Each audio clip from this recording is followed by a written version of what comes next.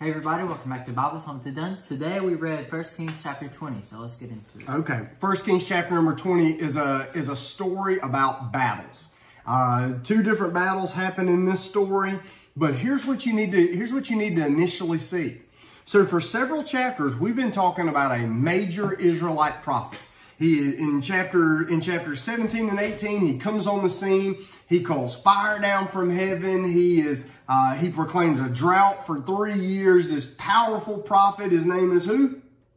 Elijah, there we go. And so Elijah's on the scene, and Elijah has a complaint in all of these stories. He kind of gets this woe is me, kind of whiny, just struggle in him. And he always says, nobody's serving God but me. I'm the last one left. I'm the only one. And yet, we have an entire chapter over 2 wars that happen. And then listen, war is kind of a big deal, right? And where is Elijah in this story? Here's the simple answer. We don't know. And yet in this story, there's not just one, but there's multiple prophets in this story. So whereas Elijah in previous chapters said, I'm the only one out there who does that. I'm the only one that's serving God. What's the truth? The truth is God always has his people. That God does use us, but listen, God does not require us for anything. God can always take care of himself. Now, a couple of things that happen in this chapter is there's a Syrian king. His name is Ben-Hadad, and he wants to come attack Israel. So he wants to come attack Israel, and he shows up, and the first thing he wants to do is just say, look, we could beat you. So I'm going to come in. You give me your wives, give me your gold, give me your silver, give me all your treasure, and I'll leave you alone. And evidently Ahab does that. Well, then he comes back and he said, you know what? That wasn't enough for me. I want even more. And Ahab's struggling, and he doesn't know what he's going to do. He thinks, I've just got to give up everything I've got.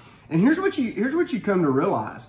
This foreign king, Ben-Hadad, coming into the land of Israel, God's promised land, his goal is not just to take over Israel. His goal is to humiliate Israel. And Ahab says, what are we going to do? Well, then a prophet shows up. And a prophet shows up and says, we are going to win this thing because God is going to let us win. Now, here's the thing. We would expect that God would help David. We would expect that God would help Moses or Joshua or Noah or Elijah himself. But what do we know about Ahab? What do you know about Ahab? What are the facts? He's not a good king.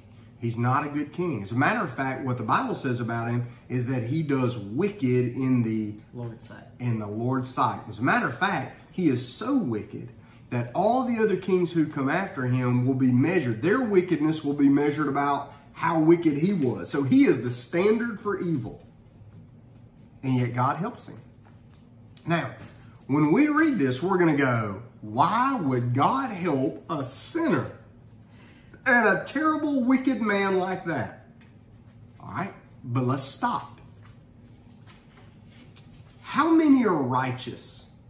No, not one. No, not one. So listen. Should we be surprised that God helped Ahab, or should we be more surprised that God helps anybody? Anybody. Including who? Us. Us.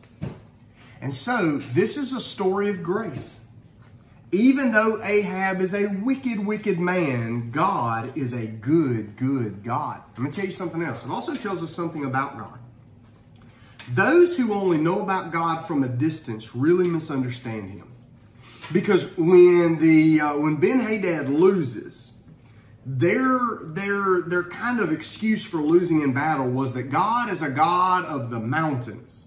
Our God is a God of valleys, and we fought on the mountains, so we lost. So if we could just lure Israel out, then we could fight, because their God is a God of the mountains. Why did they think maybe that God was a God of the mountains? What had just happened with Elijah that maybe the nations saw and heard of? that God dropped a pillar of fire down on Mount Carmel and swallowed up the prophets of Baal and the sacrifice. Like, all they've heard about is God on the mountain. And so now they think that's the only place God lives. Can I tell you what? There are a lot of people in life who only know one side of God. They either know He is a God of love, or some say He is a God of wrath. But what if God is all these things? What if God is God of mountains and valleys and streams and hills and flatlands and rocky ground? What if God is God of everything? And that's what happens. Ahab wins this battle, but listen, he ends up losing the kingdom. The reason is because where he was supposed to attack God's enemies, he chose to make friends with them at the end. He even calls Ben-Hadad my brother. Let me tell you something real dangerous about this is the enemy is a defeated enemy. The Bible at the end already says that one day God is going to take the enemy and God's going to get rid of him. But a lot of times we mess up because we get too chummy and we try to make friends with the enemy. That was what Ahab did, and it got him in trouble. When you read through this chapter, this is the story of God yet again being so good to His people, and His people yet again not really paying much attention to Him.